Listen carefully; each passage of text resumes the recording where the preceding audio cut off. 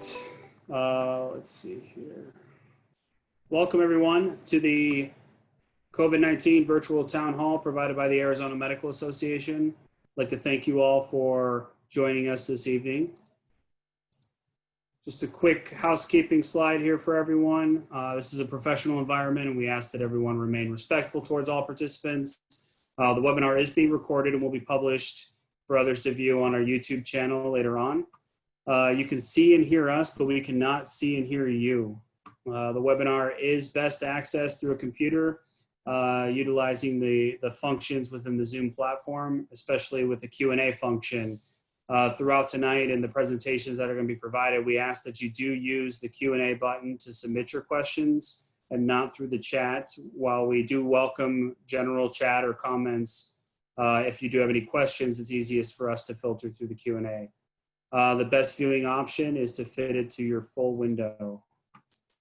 Moderators are Megan McCabe, ArMA's Deputy Director of Government Relations, and myself, Damian Johnson, ArMA's Director of Communications. We're joined tonight with guest panelist Dr. Ashby Wolf, CMS's Regional Chief Medical Officer, Kim Graham, Noridian's Provider Outreach and Education, Dr. Anne Marie Sun, Noridian Contractor Medical Director, and of course, Dr. Ross Goldberg, ArMA's current president. And at that time, I'm gonna go ahead and pass it on to Dr. Goldberg for a quick update from ArMA. Thanks, Damian. Good evening, everyone. Thank you so much for being here. Fortunately, I sent you a large email yesterday covering everything we've done for the past 3 months. So I'm assuming there's no questions with that because everything's answered.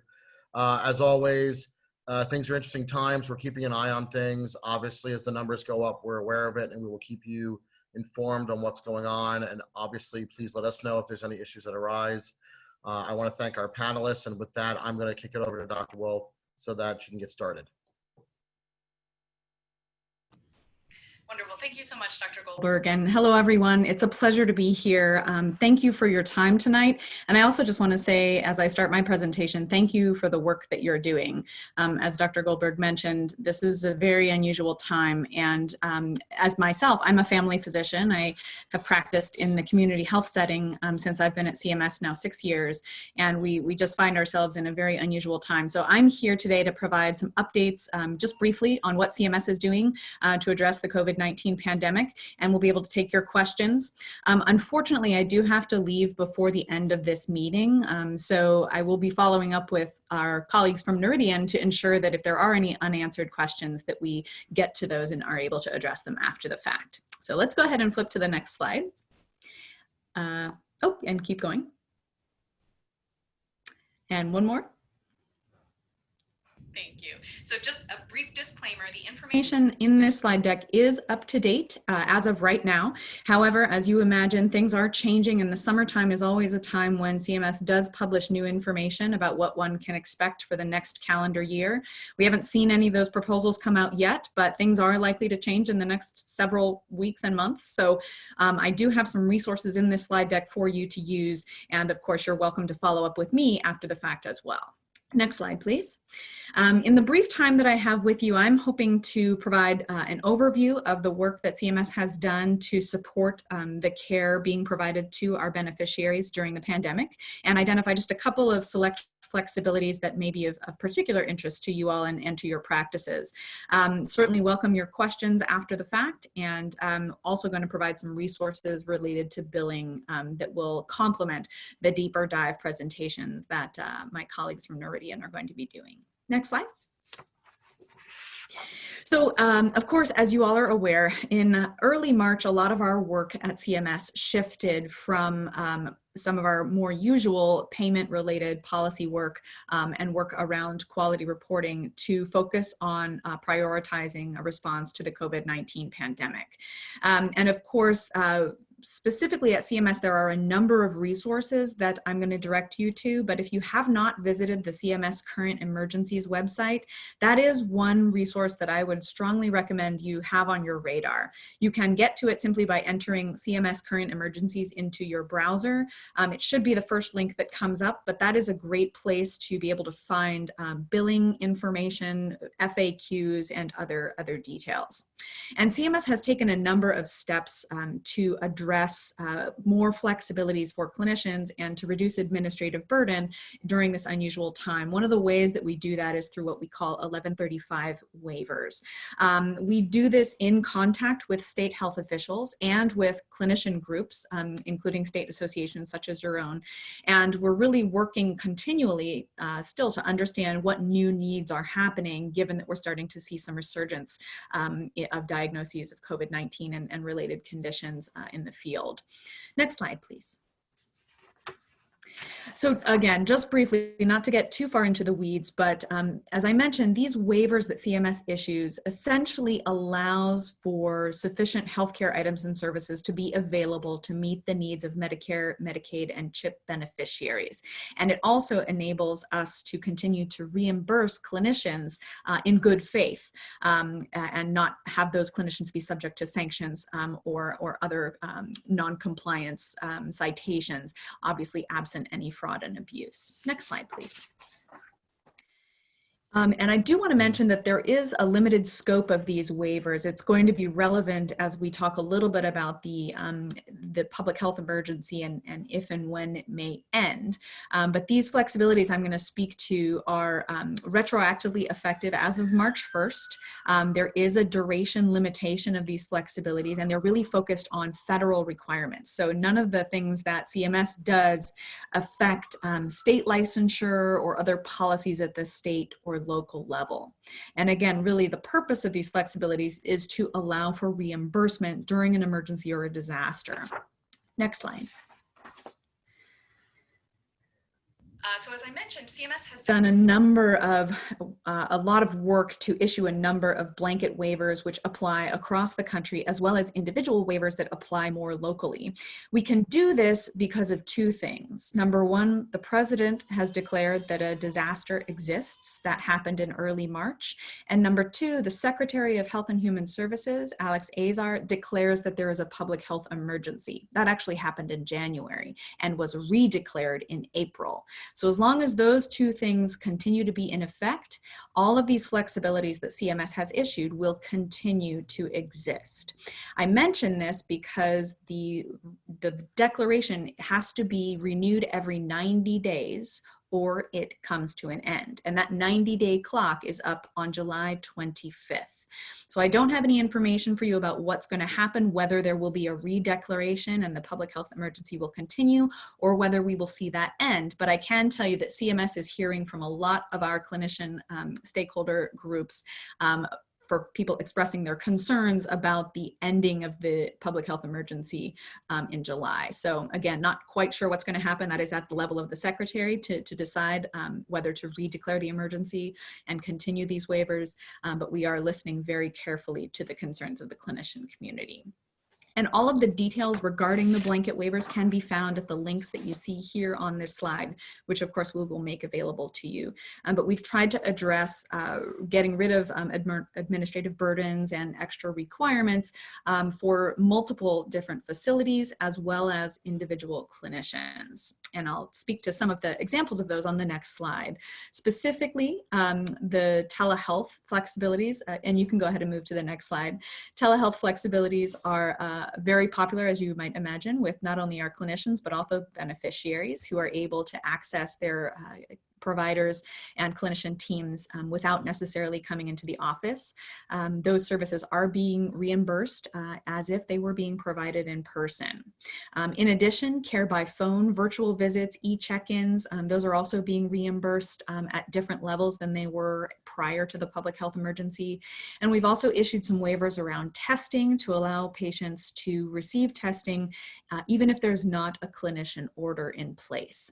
We're also working very closely closely with our colleagues from FEMA and ASPR, the Assistant Secretary for Planning and Response, to ensure that there is support for surge capacity, not only within the hospital, but also in alternative care sites themselves. Next slide, please. I do want to just briefly mention the telehealth visits and some of these flexibilities here, which you can find in more detail via the link on the slide, which takes you to the list of telehealth services that are reimbursable under the public health emergency. Specifically, all beneficiaries across the country can receive Medicare telehealth and other communications technology-based services wherever they are located, so they don't have to be in a clinical environment. And similarly, the clinician who's providing these services can do these services from home or from any location. They don't have to be in their office or the hospital in order to provide telehealth services during the public health emergency. We're also reimbursing these services as if they were being provided in person, as long as appropriate modifiers are appended to the claim. And I know that our Noridian colleagues are going to go through some of those details regarding billing. But I do also want to point out that clinicians can also waive Medicare co-payments for telehealth visits. And that's specifically because of the flexibilities and the waiver authority that we have during the public health emergency. Next slide, please. I do also want to highlight that information that we published on April 30th expanded the reimbursement for telephone visits in order to match payments that are similar for office and outpatient visits. Hopefully you all are aware of this, but these payments are retroactive to March 1st. And so you're certainly welcome to follow up with myself or with our Noridian colleagues to ensure that you are getting the reimbursement for those activities that is appropriate under the public health emergency. And again, just the last point on this slide, that since some Medicare beneficiaries do not have access to the interactive audio and video technology, or they may choose not to use it, even if it's being offered. So CMS is waiving that video requirement for certain evaluation and management services, and we have added them to the list of telehealth services. So strongly encourage you all to take a look at that if you haven't already. And as I mentioned, these flexibilities are in place until the end of the public health emergency, whenever that might be. Next slide. I do want to just briefly remind people regarding the difference between the Accelerated and Advanced Payments Program, which is a CMS program, and the CARES Act Provider Relief Fund, which is not actually administered by CMS. The Advanced and Accelerated Payments Program is a program that exists at CMS all the time, but we actually augmented it in the early spring to provide reimbursable funding to small practices. These are monies that practices that took advantage of this must pay back.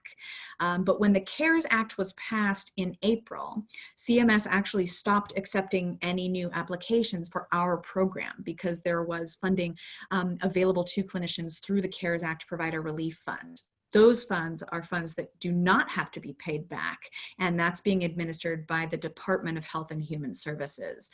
So if you haven't seen provider relief funds come to your practice, or if you do have questions about the details of the provider relief fund, again, I'm happy to assist you to get to the team that's actually the subject matter experts there. But again, it is the Department of Health and Human Services team that is administering those funds, and the contact information for that team is available here on the slide. So would certainly encourage you to follow up there if you do have questions.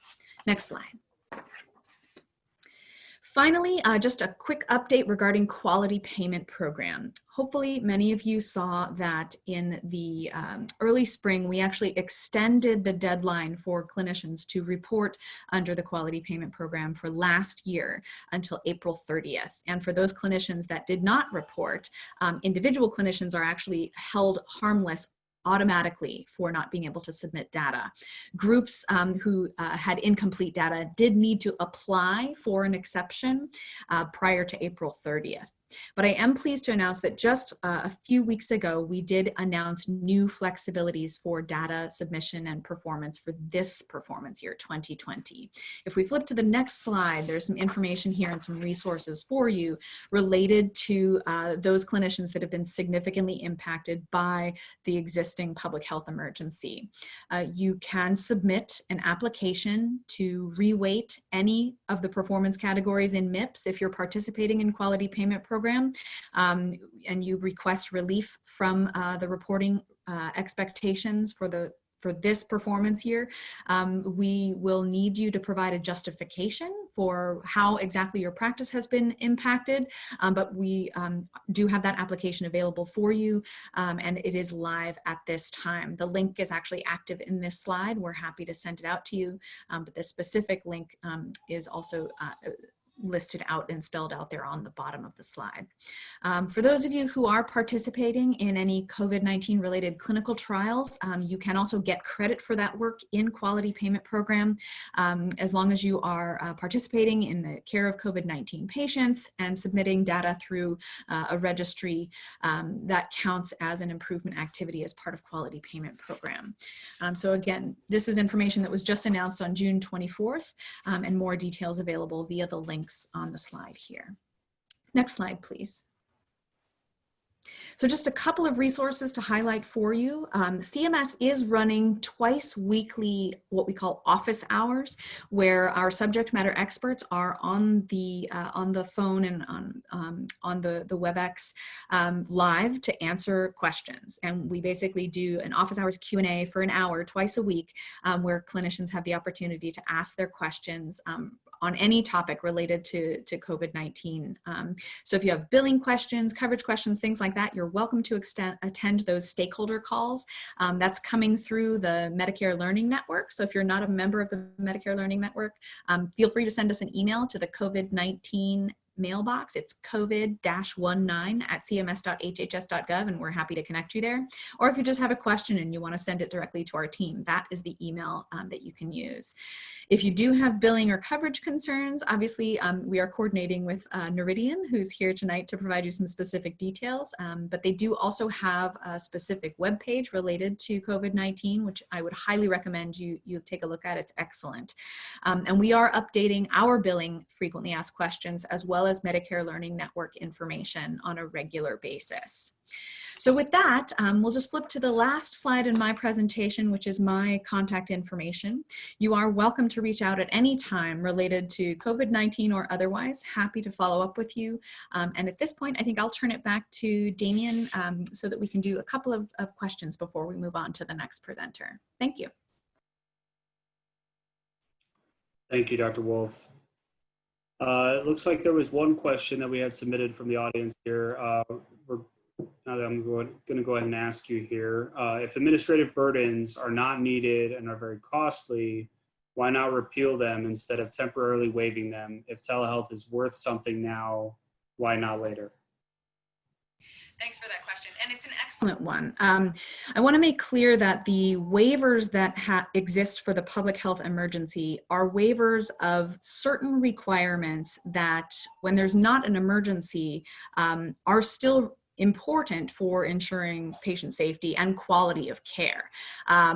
The waivers that we have issued are specific to support surge capacity, so allowing hospitals, for example, to screen patients at a site that isn't necessarily all in one place within the emergency room.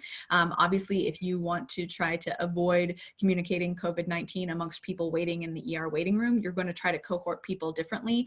We've waived the requirement that, for example, emergency rooms must triage everyone on site in the emergency room. So that's one example of a waiver that, while potentially related to some burden, is actually really important to support the clinical reasoning behind cohorting patients and surge capacity. Now, the additional caveat to my remarks there is that we are identifying, as we have gone through this process, that there are historical regulations that we have needed to waive in order to ensure that our clinicians can do what they need to do at the time they need to to do it to take care of patients without having to worry about reporting additional data to CMS in a timely fashion, for example. That data is still important, but we recognize that patient care takes precedence.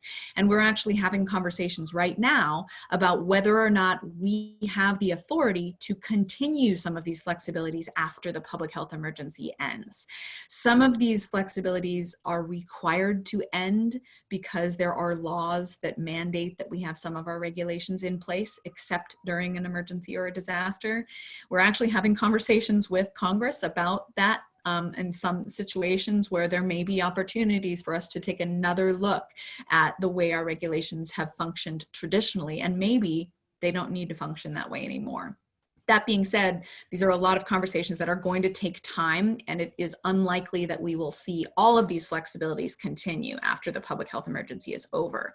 But I will tell you that we are hearing loud and clear from the clinician community, particularly as it pertains to telehealth, that these have been really important to not only addressing the pandemic, but actually to supporting a lot of our frail and vulnerable Medicare patients in particular, who really are getting high quality care in a way that's just different than usual. So really appreciate that question, and certainly be on the lookout for more information to come from CMS in the future regarding how some of these flexibilities may or may not continue after the pandemic concludes. Thank you.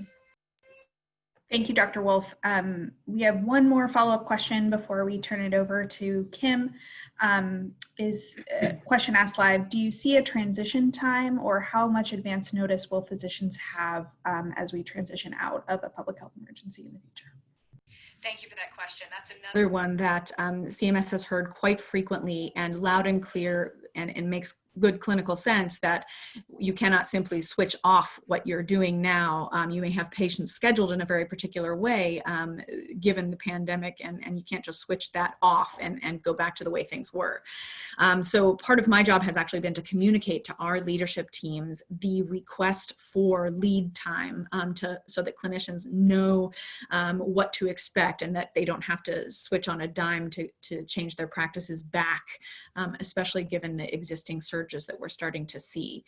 So I can't promise you that there will be lead time, but I can tell you that the agency is hearing that request loud and clear. And so we're in discussions right now to understand what the secretary will be deciding to do, and then depending on that decision, how we might communicate that information. So again, be on the lookout for more information to come from our agency and from the department in the near future. And again, if you're not signed up for the Medicare Learning Network listserv, happy to get you connected there. Feel free to reach out to me after this meeting, or just simply go to our website and sign up. That's where the most up-to-date information is coming out the fastest. Thank you. Thank you, Dr. Wolf. I just want to be conscious of your time, so it looks like there's no other live questions at this point. I know you did mention that we'll follow up with you, and we'll kind of get moving towards the next presentation here. So, but I did want to say thank you before you drop off for joining us. We greatly appreciate your time, and look forward to working with you more in the future. Thank you all very much. All right, at this point, Kim, you want to go ahead and take over? Yes, thank you. And are you able to hear me just fine, Damien? Thank you. Thank you, Dr. Wolf. And thank you everyone in attendance for being present today. I'd like to introduce myself as your new state provider education representative with Noridian Healthcare Solutions. My name is Kim Graham. I'm also here in the Phoenix area, and I appreciate your invitation. And I'd like to bring to you today a few of our educational slides focusing on telehealth. Next slide, please. On our agenda today is about who is Noridian, telehealth, virtual visits, and testing with updated summaries of new codes and some of our relaxed regulations. Please share with your office managers and your billing or coding staff. And please feel free to interrupt me at any time during this slide presentation to ask questions or discuss any issues that you may have. Next slide, please. First and foremost, I would like to quickly start foundationally with who we are. We are the Medicare Administrative Contractor for Arizona Jurisdiction F and multiple other states in the West and Midwest. We're an organization contracted by CMS to serve as the primary operational contact between CMS Medicare Fee-for-Service program and the healthcare provider community.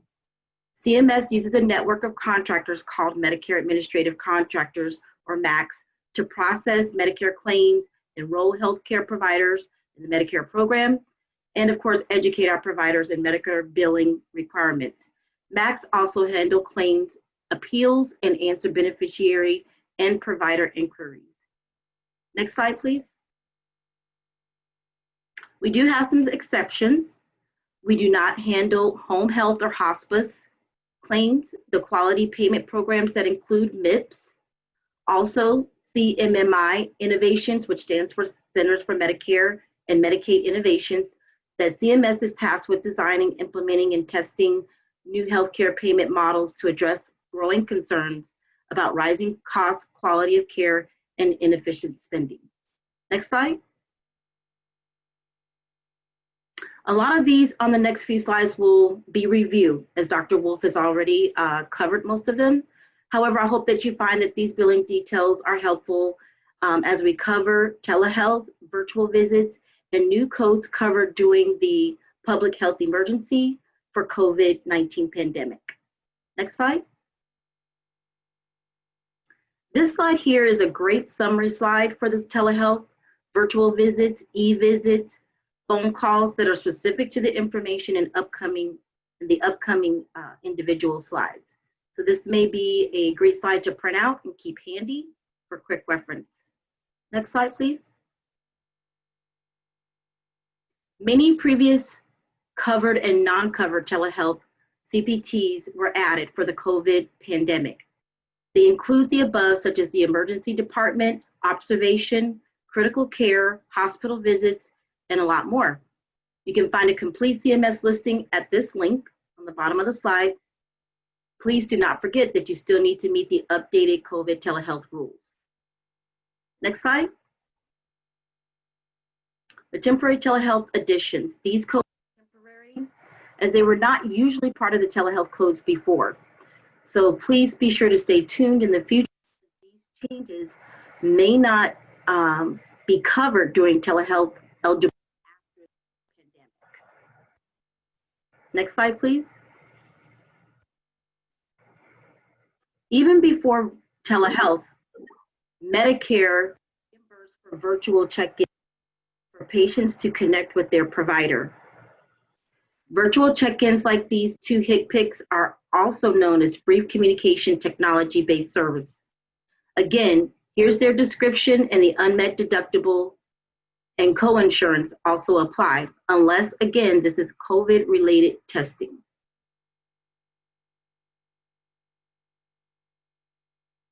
Is there anything that I need to repeat, Damien, or did I break up? Is the flow still good? Yeah, I was going to just mention you started to break up a little bit on the last slide, towards the end of the last slide, and then this one kind of seemed to get most of it until the end of the slide again. You started to break up. So if you wouldn't mind just covering this slide again one more time, I think that'd be helpful for our viewers. Sure, no problem. So we were on virtual check-ins, and I was just wanting to mention that even before telehealth, Medicare reimbursed for virtual check-ins for patients to connect with their provider. But the virtual check-ins like these two HCPCS are also known as brief communication technology-based services. Here's their description, and the unmet deductible and co-insurance would apply unless it is related to COVID testing. Next slide. Another communication that is now allowed by Medicare is through your patient portals with CPTs 99421 through 99423. These E&M visits, e-visits, are non-face-to-face patient-initiated digital communication that allow beneficiaries to talk to their doctors using an online patient portal without going into the doctor's office. This requires a clinical reason that otherwise typically would have been provided in the office and are intended to cover short-term, up to 7 days of evaluations and assessments conducted online. They include any associated interpretation and clinical decision-making. The code descriptors include cumulative time during a 7-day period. So here you can see the corresponding codes with the amount of time. 99421, 5 to 10 minutes, 99422, 11 to 20, 99423, 21 or more. Next slide, please. These are newly covered 3 HCPCS codes are for qualified non-physician healthcare professionals like physical and occupational therapists, speech language pathologists, clinical psychologists, and LCSWs who may not independently bill for E&M. These codes are online assessment with the same requirements of the last slide that I went over, up to 7 days cumulative during the 7 days. Next slide, please. Telephone evaluation. As of March 31st, CMS has expanded coverage to include audio-only codes, 99441 through 99443, for evaluation and management telephone calls. These can be made by physicians or mid-level practitioners, such as nurse practitioners, physician's assistants, and clinical nurse specialists. These can also be billed as of March 1st, and the point of service depends on where the provider is located. Next slide.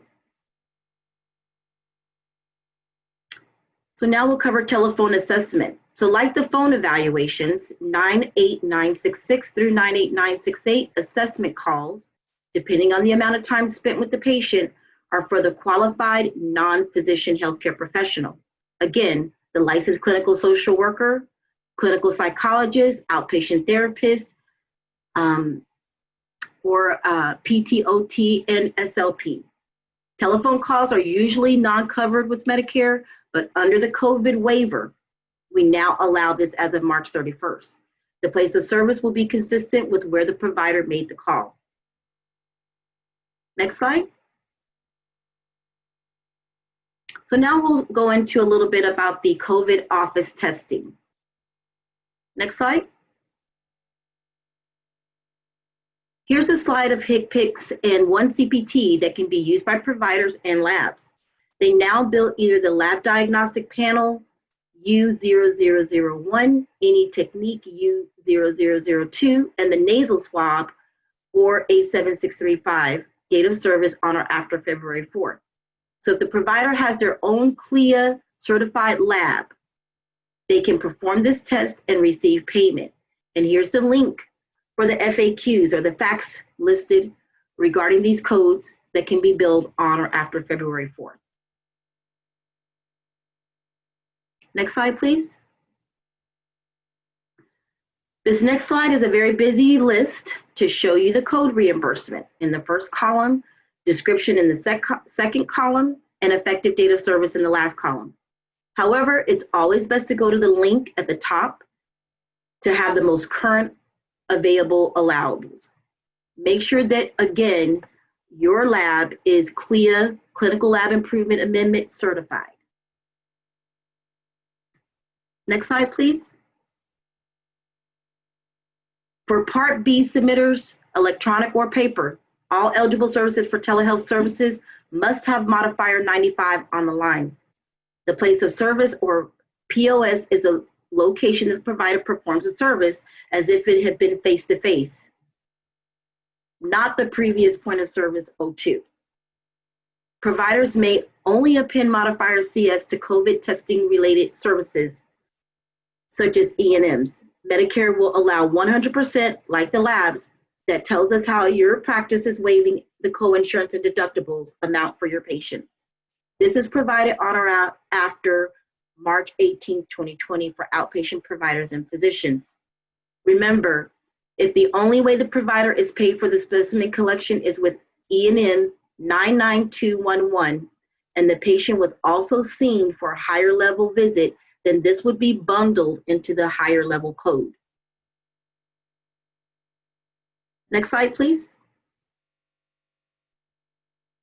So these are some of our public health emergency key takeaways.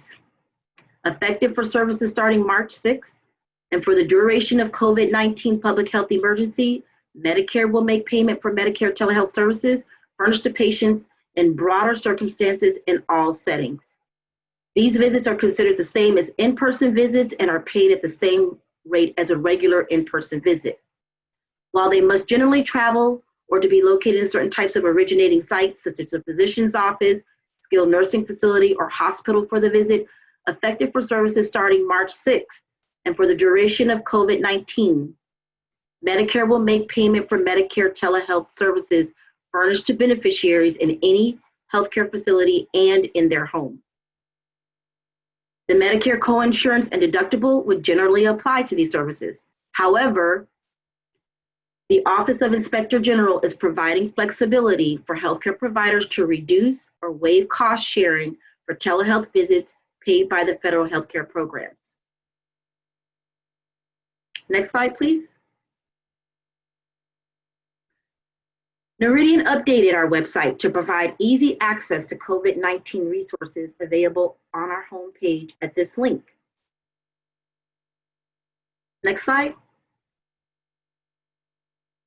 Again, here's some more CMS COVID-19 resources, links to the CMS Current Emergencies website, along with FAQs that are updated frequently. The last update was May 27th, and on the document is now 71 pages. It is broken down into various categories to help locate the type of questions that you may have. Next slide. CMS took additional actions to ensure America's patients, healthcare facilities, and clinical laboratories are prepared to respond to the 2019 novel coronavirus. CMS developed the first HCPCS code, U0001, to bill for new cases of the virus. This code is used specifically for CDC testing laboratories to test for SARS-CoV-2. The second HCPCS billing code, U0002, allows laboratories to bill for CDC laboratory tests and SARS-CoV-2 and COVID-19. CMS expects that having specific codes for these tests will encourage testing and improve tracking. Claims processing systems will accept these codes as of April 1st for the dates of services on or after February 4th. Each MAC, including Noridian, is responsible for developing the payment amount on these newly created codes until Medicare establishes a national payment rate.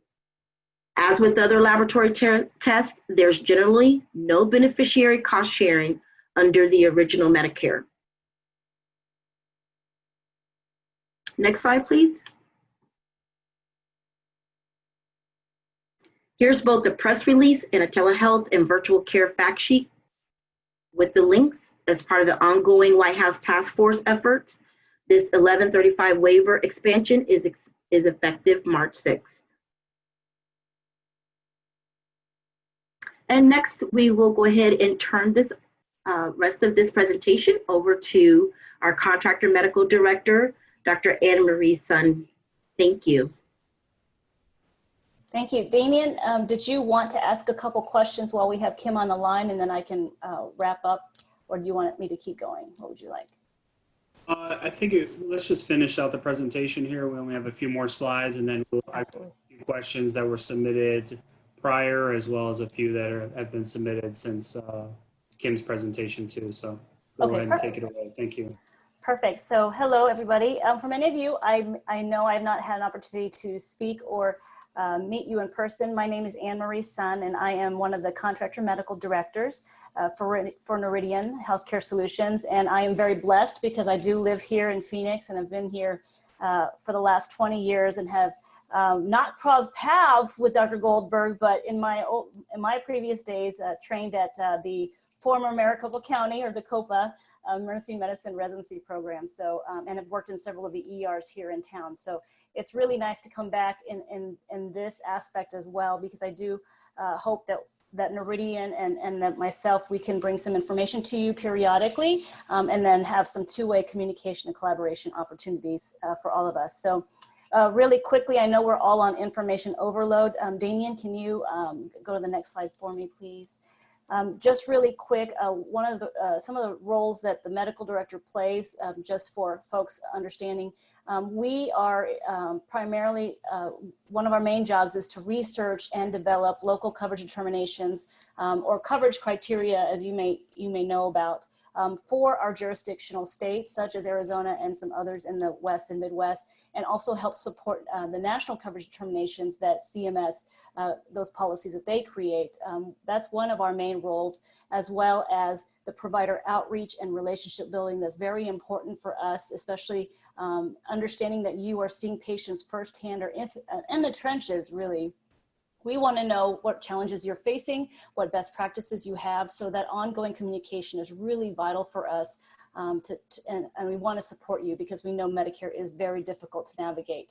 The other things that we may do besides provider outreach is to identify subject matter experts in fields in areas where when we do develop these policies, we have folks who are experts in whatever specialty or topic of medicine we are working with to help give us input as to what makes sense, what's evidence-based, as we develop policies on behalf of our beneficiaries.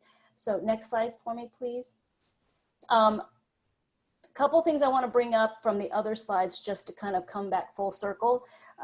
Before I move on to this really quick, is to just reiterate as far as the COVID testing, I know Kim had mentioned that CLIA certified labs are the ones that are allowed to bill those U codes that CMS has developed for COVID testing.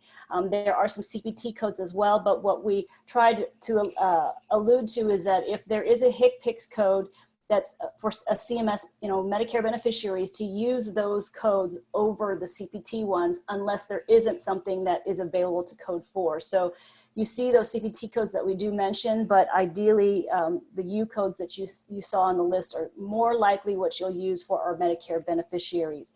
There are some antibody testing as well that's out there with some codes, and those are all on the list available to you. But I just want to clarify that the U codes are for our Medicare beneficiaries. As far as the cost sharing is concerned, it is related to COVID testing only. So if it leads to COVID testing and you're seeing the patient, we are allowed to have you use that modifier, the CS modifier, which basically is Medicare giving you 100% of the payment and you not having to collect deductibles and or any kind of co-payments, co-insurances from these patients. So that hopefully will kind of clear up. It is for the COVID testing related type work that you're doing. And then lastly, one more full circle I wanted to bring up was a 99211. So for providers who are doing the tests, but they're not CLIA certified labs, but the patient comes in, is seeing, and it's really there primarily just to get tested, and you're not seeing them for any other issues, then you can bill the 99211 for payment for at least that part of the work that you're doing. Now, if you're seeing the patient for other things and then you end up having to bill a higher level E&M code, then you're not going to bill 99211 on top of it. It's going to be bundled into the higher level E&M code that you're going to bill in the first place. So I just want to clarify, make those clarifications because I know a lot of things are changing rapidly. Just one more thing that I wanted to bring up to you are a couple of things on the website for us. We have a list of multiple local coverage determinations that are almost ready for prime time, but are in draft form for you to view. So you can see all sorts of different topics in medicine that we have covered that for some of you may or may not be pertinent to your practice, but I did want to bring up a list of the ones that are out there available for your reading pleasure. And the last piece is, if you can go back, Damien, and one last update for folks regarding the appropriate use criteria program. I'm a little hesitant to bring this up just because there's a lot of other things and challenges going on, but I feel compelled to let folks know ahead of time that at least for now, January 1st, 2021, this program will be taking into effect. And what this is related to the advanced diagnostic imaging orders and tests that are run. So if the provider is ordering certain advanced diagnostic imaging related to certain CTs, MRIs, PET scans, and there's a list of codes available in the Medicare Learning Network, the provider will have to look at and utilize a clinical decision support tool that's going to be electronic, I'm sure, and that helps the provider ideally guide them to the right type of test to order.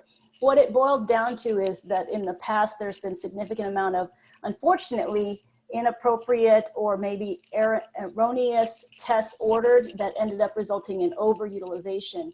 This type of change in process is happening, most likely having to do with something that's happened in the past. But I know this is what folks will feel like is a more burdensome type additional step to add in their process. But unfortunately, for now, it is still ongoing January 1st, 2021. So I'm assuming that a lot of folks have already kind of started to incorporate this into their practice. But the year 2020 is the time for us to educate and to start operationalizing and ramping up so that when 2021 rolls around, if there hasn't been any changes related to the COVID and any waivers done, that people are ready for this to come about. So I just wanted to make sure folks are updated on the latest happenings. And if you aren't aware of that, now you are. So that's all I have at this point and ready for questions. And Kim also is available too. Thank you. Thank you, Dr. Sun. I'm going to jump into a question that was submitted prior to tonight starting.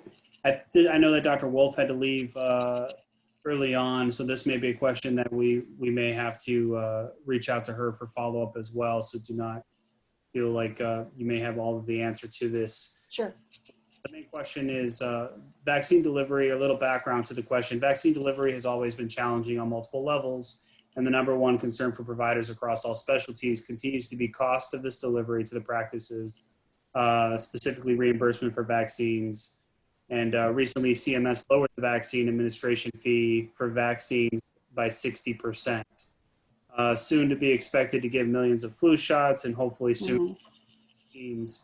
Providers cannot lose money by giving vaccines. I guess the follow-up question to the background is, why did CMS lower the administration rate by 60%? Or if there's anything that you might be able to add on to that. No, unfortunately, I really can't bring any information to you to answer that question. I will have to take that back with CMS.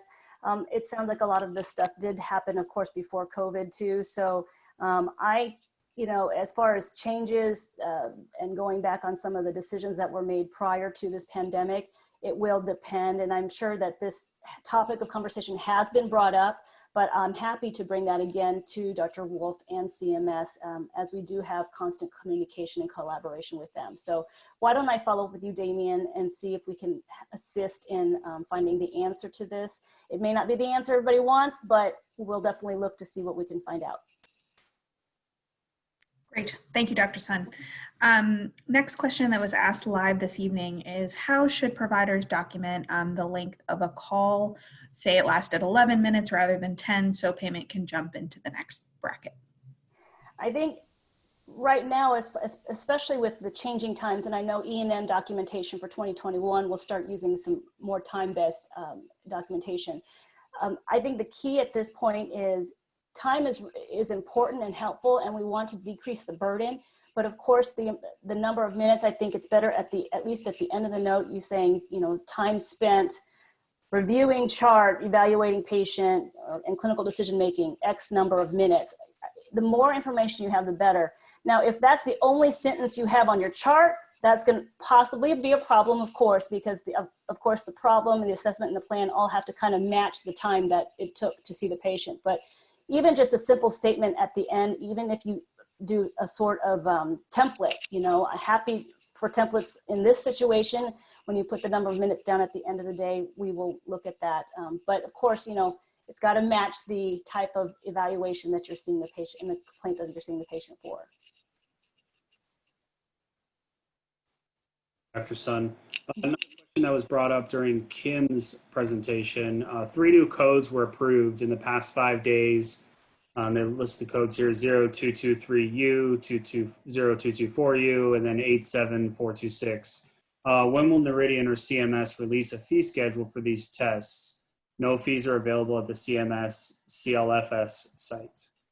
If they are just hot off the press, which it sounds like, number one, it's going to be carrier priced until CMS will come up with it. And usually what happens is CMS will ask all the MACs across the country to work with them in pricing so that they can get information from different regions.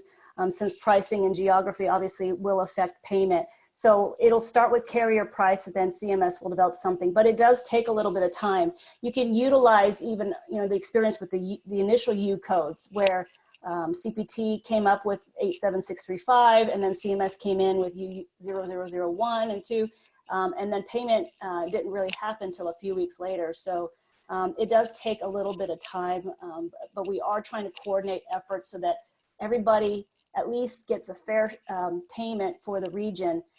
So in the sense of these dollar amounts that we show on our graphs, we have taken account geography, and a lot of times we'll have to average things out, but we will try to get payment made available. It just takes a little bit of time.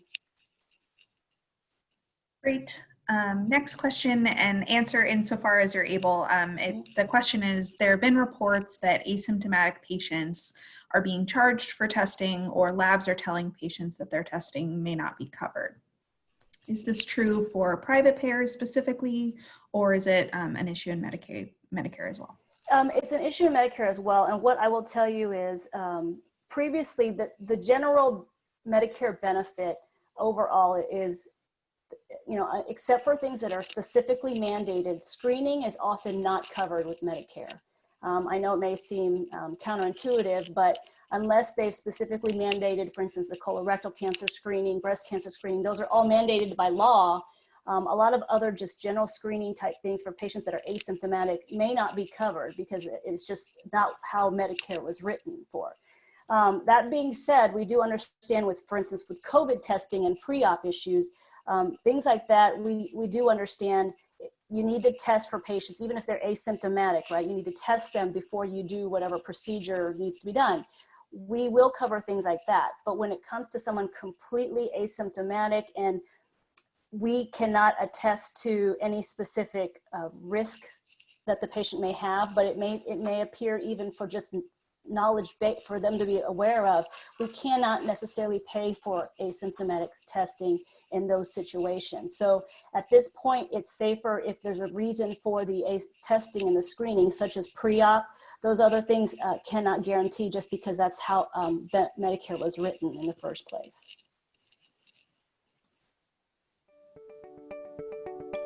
Great. Thank you, Dr. Sun. Tonight's been very informative. Looks like we've been able to answer everybody's questions from tonight. I'd like to thank both you and Kim again for joining us tonight. We definitely, I know we're in constant contact, working to continuously update our members. So we'll be sure to follow up with you if anything does come up. Just a reminder for everybody that participated here tonight, this town hall was recorded, will be published on our YouTube channel. And I believe, do we have permission as well, Dr. Sun, to upload the PDF with all the links to our website? Right, PDF's fine. And just to reiterate, if there's, especially these new programs coming out, if a deeper dive is needed, there's more questions related to it, we're always happy to bring myself and our provider education team to do, other conversations about all these new coming programs. Everything is up in the air right now, so, we do the best we can, but I do want to keep you as informed as possible. Thank you. Thank you again, and we hope everyone has a great evening. Thank you. Bye, everyone.